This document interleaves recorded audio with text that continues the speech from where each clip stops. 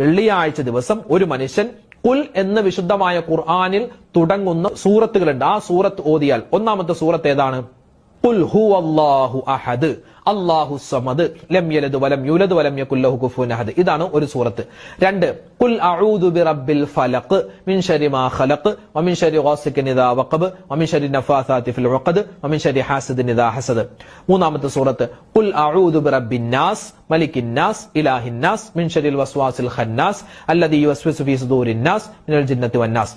പിന്നെ നാലാമത്തെ സൂറത്ത് ഖുൽ യാ അയ്യുഹൽ കാഫിറൂൻ ലാ അഅ്ബുദു മാ തഅബുദൂൻ വലാ അൻതും ആബിദൂന മാ അഅ്ബുദു വലാ അന ആബിദും മാ അബദ്തും വലാ അൻതും ആബിദൂന മാ അഅ്ബുദു ലക്കും ദീനുക്കും വലിയ ദീൻ.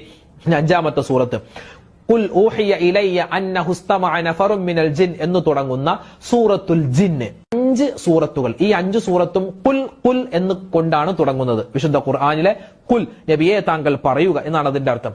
അപ്പൊ ഈ ഖുൽ എന്ന് കൊണ്ട് തുടങ്ങുന്ന ഈ 5 സൂറത്ത് ഇൻഷാ അല്ലാഹ് ഇന്നത്തെ ദിവസം ഏതെങ്കിലും ഒരു സമയം, കൃത്യമായ സമയം പറയുന്നത് ഏതെങ്കിലും ഒരു സമയത്ത് ഓതുക.